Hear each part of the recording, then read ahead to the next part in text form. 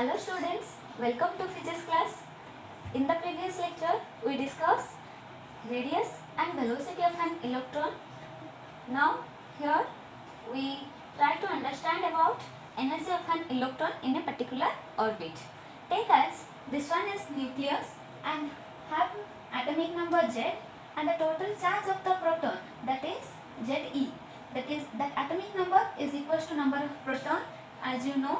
So what is the total charge of proton, that is Ze, that is the charge of the nucleus.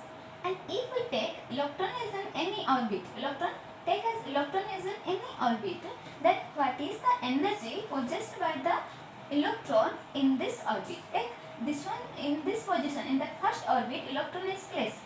So what is the energy possessed by this electron? That energy is taken as E1. Further, if electron is in second orbit, then what is the energy possessed by this electron? That is taken as E2. Likewise, in the third orbit, that energy possessed by electron E3. In the fourth orbit, that energy possessed by the electron E4. In the fifth orbit, electron possessed by energy E5. Like nth orbit, that electron possessed by energy take as En. Here we discuss energy of an electron in this particular orbit. Now, here the charge of the electron take as E.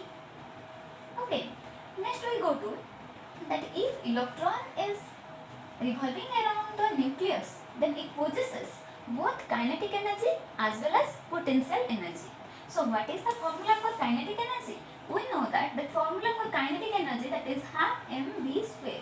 And what is the formula for potential energy? The potential energy equals to 1 by 4 pi epsilon 0 q1 q2 by r. So here 1 by 4 pi epsilon 0 q1, that is Ze, and q2, that is the charge of electron. So answer is 1 by 4 pi epsilon 0 Ze into minus E by r. R, here we consider about the general formula. So here the radius is taken as Rn.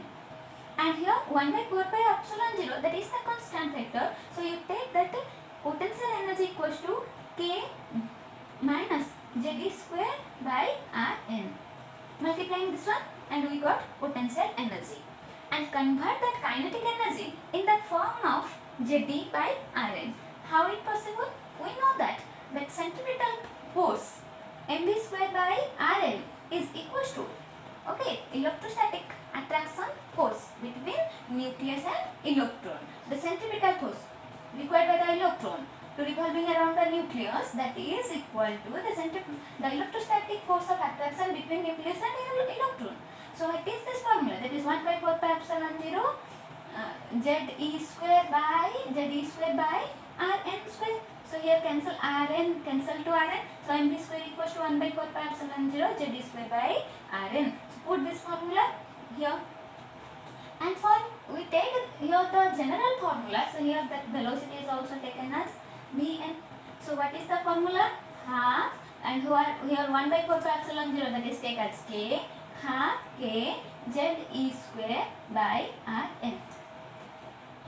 So the electron possesses kinetic energy as well as potential energy. So what is the total energy? The total energy equals to sum of kinetic energy plus potential energy. Put the value of kinetic energy and potential energy and solve the equation so that we can got energy of an electron in a different orbit. Kinetic energy equals to half K Ze square by Rn minus K Ze square by Rn. This value is the potential energy. Solve this one, that answer equals to minus half K Ze square by Rn. Put the value of Rn from the previous one. What is the value of Rn? Rn equals to n square h square divided by 4 pi square K Z m e square. 4 pi square n square h square 4 pi square K Z m e square. Okay, put this value in this equation. Then the total energy equals to what happened? That minus half K Z e square divided by n square h square, and this value divided here and go to the above. Directly I put this one in the above. Pi square K Z m e square. Then here 2 is cancelled with 4, that is 2. Then k square, z square, pi square, then m e square, m e fourth divided by n square h square. That is the final answer. So what is total energy? The total energy equals to, so this one, minus 2 pi square k square z square pi square k square z square m e fourth divided by n square h square. Then solve this one, we got the final answer. So here what happened? Pi, k, z, m, e, all are the particular constant value. Z is the number of atomic number, pi is the constant value, k is also constant, m is the mass of electron, e charge of electron, n is the number of orbit, and h is the Planck's constant. So these all are constant. Only that n square, that is the variable. So here we got the total energy is inversely proportional to 1 by n square. Total energy is inversely proportional to 1 by n square, where z equals to 1. That means if we consider about the hydrogen atom, then the atomic number z equals to 1. So the total energy is proportional to n square. Then if we put the value of this all variable, all constant, put the value of all constant, then what is the answer? We next discuss. Now here is the formula. The total energy take as En, that is equals to minus 2 pi square k square z square m equals by n square h square. As we consider for hydrogen atom, then that z equals to 1, and pi, k, m, e, h, that are the constant. So that En is directly inversely proportional to n square or directly proportional to 1 by n square. Okay, then what is n? N is the number of orbit in which electron is placed. Number of orbit in which electron is placed. Now put that all values in the equation like z, k, m, e and h Planck's constant. If you put this all value and calculate, then this all value is minus 13.6. Okay, if we put all these values, then the answer is minus 13.6 electron volt. Minus 13.6 electron volt. So what is En? En equals to minus 13.6 electron volt divided by n square, where z equals to 1. Okay, then 1 electron volt, that is equals to 1.6 into 10 to the power minus 19 joule. Okay, 1 electron volt equals to, you write down it. Okay, now if z and n both are variable, z and n both are variable, then En equals to, okay, minus 13.6 electron volt into, here z equals to 1, but here z is any value and any different atom you provide in your question, then z is the value. Here we put z square by n square, and En is proportional to z square by n square. That means En is equals to minus 13.6 electron volt into z square by n square. Then 1 electron volt equals to 1.6 into 10 to the power minus 19 joule. Write down it. Now we go to energy level for hydrogen atom. Energy level for hydrogen atom. That means in this all value z equals to 1. Okay, minus 13.6 electron volt into z square by n square, where z equals to 1. So answer is minus 13.6 electron volt divided by n square. Then for the first orbit, if electron is in first orbit, then E1 equals to minus 13.6 EV by 1 square. This one equals to minus 13.6 electron volt. So we got that here. If we consider that hydrogen atom and electron is in that first orbit, electron is in first orbit, that orbit is called as innermost orbit or ground state. That energy level is called as ground state. Here the energy possessed by this orbit, that is minus 13.6 electron volt. Any electron when placed in that first orbit, it possesses minus 13.6 electron volt. Then for E2, we go to that second orbit. Here minus 13.6 electron volt divided by n square. Put the value of n equals to 2 square. Calculate it. Then our answer is minus 3.4 electron volt. That means when electron is in second orbit, the second orbiter possesses energy, that is minus 13.4 minus 3.4 eV. Okay, electron volt. Then for third orbit, fourth orbit, fifth orbit, you put the value minus 13.6 electron volt by 3 square, minus 13.6 electron by 4 square, like this, and you calculate the value. Then here what happened?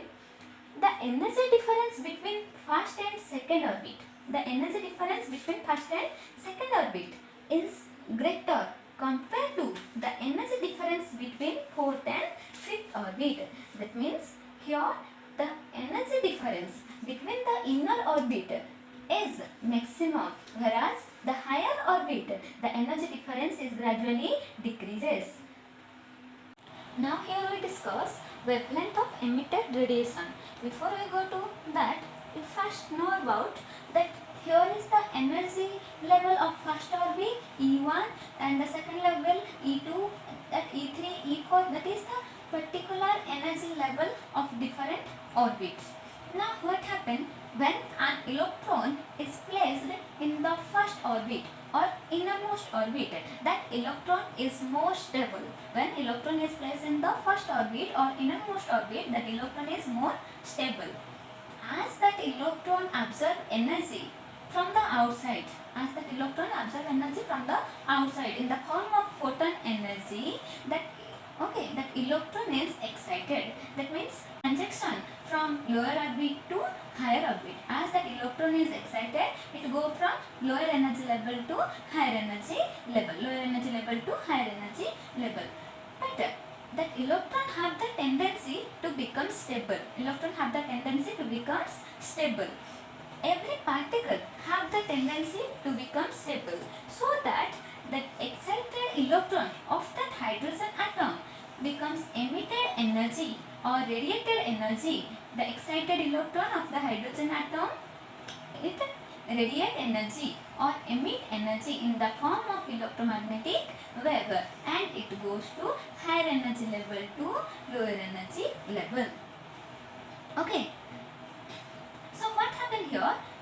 As that electron is in lower energy level, lower energy level, it absorb energy, go to this level, also this level, also this level. In any level it comes.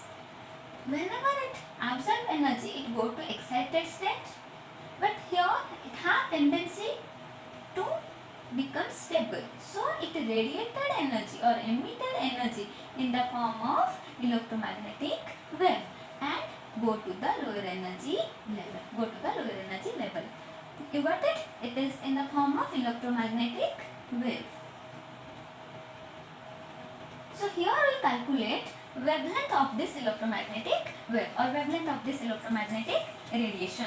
Okay, then what is the wavelength? What is the amount of energy it radiated? That amount of energy it radiated take as E. That amount of energy it radiated take as E. So E equals to the transition of energy in between higher orbit to lower orbit. Transition orbit energy level, and this one is the inner orbit energy level. Okay, then E2, that is equals to, in our previous we discussed that E equals to minus 13.6 EV by n square. Okay, EV z square by n square. So put here minus 13.6 z square by for E2, that is n2 square, and minus of E1, that is minus 13.6 EV z square by for E1 put n1 square. Okay, n1 is the innermost orbit level and n2 is the outermost orbit level, in which energy level electron take transition. Okay, n2 is the outermost energy level and n1 is the innermost energy level. Then 13.6 and z square, that is the common factor, and the answer is 1 by n1 square minus 1 by n2 square. As we know that E equals to h nu, E equals to h nu, and nu equals to c by lambda. Put the value nu equals to c by lambda, that is hc by lambda 13.6 EV, 13.6 EV z square by 1 by n1 square minus 1 by n2 square. So 1 by lambda equals to this much divided by hc. Okay, then 1 by n1 square minus 1 by n2 square, 13.6 divided by hc, this value For hydrogen atom Z equals to 1, then 13.6 divided by Hc equals to R, and that is called as Rydberg constant. Rydberg constant, and this value R equals to 1.09 into 10 to the power 7 meter inverse. Then put this value in that equation. 1 by lambda equals to this one equals to Rydberg constant R, 1 by n1 square minus 1 by n2 square. You remember this equation and the value of R. Okay, then 1 by lambda, what is the value of 1 by lambda? That is take as nu bar, that called as wave number. The wave number is the reciprocal of the wavelength. Wave number is the reciprocal of the wavelength. Okay, you remember another formula also, another value also. 1 by R equals to 911 angstrom. 1 by R equals to 911 angstrom. It is used in your numericals. Okay, then R equals to 1.09 into 10 to the power 7 meter inverse, and 1 by R equals to 911 angstrom. Okay. Next, on the basis of the wavelength of emitted radiation, we go to the atomic spectra. Now